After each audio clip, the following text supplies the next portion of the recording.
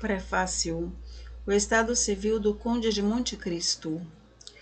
Sempre houve uma grande preocupação em saber como meus livros eram escritos, e principalmente quem os escrevia. Era tão simples acreditar que era eu que ninguém pensou nisso. Por exemplo, na Itália, a opinião geral é que foi o Florentino Dante que escreveu o Conde de Monte Cristo. Por que não acham que fui eu que escrevi a Divina Comédia? Nesse aspecto tenho exatamente os mesmos direitos. Direi então hoje o que esqueci de dizer em 1845, isso é, a maneira como se engendrou o Conde de Monte Cristo. Em 1841 eu morava em Florença, e o ponto de encontro da colônia francesa era a encantadora Vila de Quarto, residência do príncipe Jerônimo Bonaparte e da princesa Matilde, sua filha. A partir dessa época, o rei Jerônimo dispensou-me uma amizade que espero tenha conservado, mas da qual não pode dizer que me aproveito. Um dia ele me conta, isso era no começo de 1842, Napoleão deixará o serviço de Württemberg e retornará a Florença. Ele não deseja, como você pode muito bem compreender, ficar exposto a lutar contra a França. Quero que eu acompanhe em sua passagem por aqui. Estás recomendando um príncipe a mim, sir? E em que me posso ser útil? Pode ensinar-lhe a França, que ele não conhece, e fazer com ele alguns passeios pela Itália, claro, se tiver tempo. Ele conhece a ilha de Elba? Não. Pois bem, vou levá-lo à ilha de Elba, se tal for de vosso agrado. É bom que o sobrinho do imperador termine sua educação com essa peregrinação histórica. É de meu agrado e registro suas palavras. O príncipe, então, tinha 19 anos e eu 39. Partimos para Livorno, na caleche de viagem do príncipe, com nosso criado dividindo o assento com o postilhão. Não podíamos ir ao diabo de maneira mais barata. Em todo caso, os marujos de Livorno não recuam diante de nada. Quando perguntamos se podiam nos levar à ilha de Elba, em sua casca de nós, a África, se for do gosto de suas excelências, responderam. No dia seguinte, às 5 horas, fondeávamos em Porto Ferraio. Mas vocês me dirão, caros leitores, que até agora o Conde de Monte Cristo não tem muito a ver com o que o Senhor nos conta. Paciência, chegaremos lá. Depois de percorrermos a ilha de Elba em todas as direções, decidimos fazer uma caçada na Pianosa. A Pianosa é uma ilha achatada, mal elevando-se a 3 metros acima do nível do mar. O imperador instalará lá sua coutada, que abunda em coelhos e perdizes vermelhas. Infelizmente, havíamos esquecido de levar um cachorro. Um sujeito, feliz proprietário de um cãozinho malhado, dispôs-se a carregar nossa bolsa de caça mediante 2 paoli, bem como a nos emprestar seu cão. O cão nos fez matar uma dúzia de perdizes, que o dono carregou conscienciosamente. A cada perdiz com que recheava sua sacola, o sujeito dizia, dando um suspiro, e lançando olhares para o magnífico rochedo em forma de pão de açúcar, que se erguia 200 ou 300 metros acima do mar. Oh, excelências, lá é que faríamos uma caçada de respeito. Ora, o que há por lá? Cabras selvagens aos bandos, a ilha está cheia. E como se chama essa ilha bem-aventurada? Chama-se a Ilha de Monte Cristo. Foi a primeira vez nessa circunstância que o nome de Monte Cristo ressoou aos meus ouvidos. Muito bem, eu disse ao príncipe.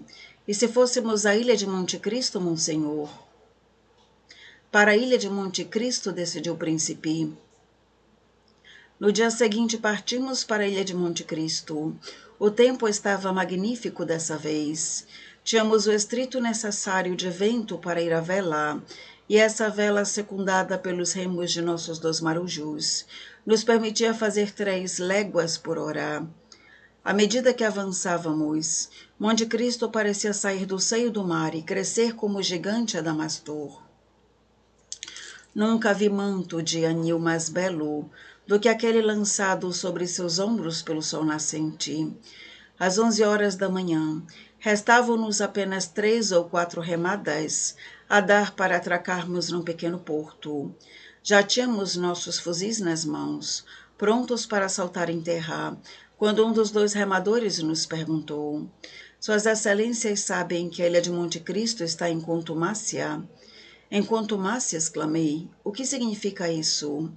Significa que, como a ilha é desabitada e todas as embarcações que atracam por aqui não dispõem de uma licença formal, qualquer porto para o qual retornarmos depois de pisarmos em Monte Cristo nos obrigará a ficar 5 ou 6 dias de quarentena. E então, monsenhor, o que tem a dizer? Digo que esse rapaz fez bem em nos prevenir antes de atracarmos, mas que teria feito ainda melhor se nos tivesse prevenido antes de virmos. Monsenhor, não vá pensar que 5 ou 6 cabras que talvez não matemos justifiquem 5 ou 6 dias de quarentena, que certamente teremos de fazer. E quanto ao senhor? Não tenho nenhuma queda especial pelas cabras e horror à quarentena, de maneira que se monsenhor desejar... O quê? Simplesmente contornaremos a ilha. Com que finalidade? Levantar sua posição geográfica, monsenhor, depois do que retornaremos a Pianosa. Seja, façamos o levantamento geográfico da ilha de Monte Cristo, mas para que isso nos servirá? Para batizar com o nome da ilha de Monte Cristo algum romance que escreverei mais tarde. Contornaremos a ilha de Monte Cristo, disse o príncipe, e enviem o primeiro exemplar do seu romance. No dia seguinte estávamos de volta a Pianosa. Uma semana depois a Florença. Em 1843, de volta à França. Assinei um contrato com os senhores Bethune e Plon para lhes fazer 8 volumes intitulados Impressões de Viagem em Paris. A princípio julguei que ia fazer pura e simplesmente a coisa, quando uma bela manhã Bethune me veio dizer que pretendia ter um romance cujo pano de fundo seria o que eu bem entendesse, contanto que esse pano de fundo suscitasse interesse, e do qual as impressões de viagem em Paris não passassem de detalhes. Ele estava embriagado com o sucesso de Eugênie Sue. Comecei a procurar uma espécie de enredo para o livro dos senhores Bethune e Plon.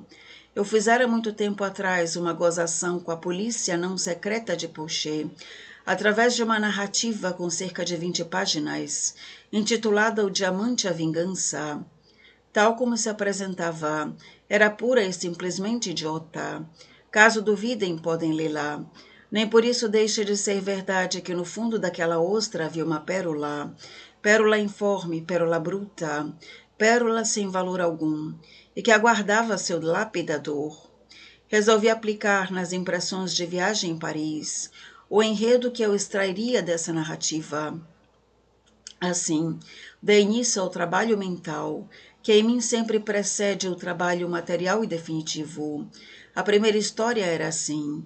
Um fidalgo riquíssimo, morador de Roma e chamado Conde de Monte Cristo, prestaria um grande favor a um jovem viajante francês, e em troca desse favor, pediria a este que lhe servisse de guia, quando por sua vez visitasse Paris.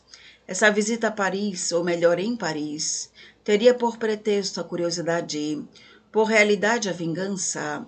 Em suas incursões através de Paris, o conde de Monte Cristo devia descobrir seus inimigos escondidos, que o haviam condenado em sua juventude a um cativeiro de 10 anos.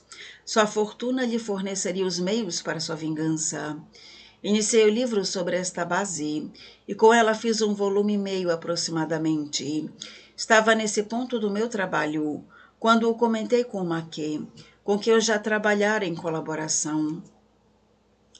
Acho, ele me disse, que você está passando por cima do período mais interessante da vida do seu herói, isso é, por cima dos seus amores com a Catalã, por cima da traição de Danglars e Fernandi, e por cima dos 10 anos de prisão junto com Abade Faria. Contarei tudo isso, tentei acalmá-lo. Não conseguirá fazê-lo em 4 nem 5 volumes. e há 4 ou 5 volumes aí dentro. Talvez você tenha razão. Volte então para jantar comigo amanhã. Conversaremos sobre o assunto. Durante a tarde, a noite e a manhã, eu ruminei sua observação. Ela me parecera de tal forma acertada que prevalecera sobre minha ideia inicial. Portanto, quando veio no dia seguinte, Maquet encontrou o livro fatiado em 3 partes bem distintas: Marsella, Roma e Paris. Na mesma noite, elaboramos juntos o plano dos 5 primeiros livros, um dedicado à exposição, 3 ao cativeiro, e os 2 últimos à evasão e à recompensa da família Morrel. O resto, sem estar completamente acabado, estava mais ou menos destrinçado. Maquet julgava ter simplesmente me prestado um favor de amigo. Insisto que agiu como um colaborador. Eis como o Conde de Monte Cristo, iniciado por mim como impressões de viagem, transformou-se pouco a pouco no romance e se viu concluído em colaboração por Maquet e por mim.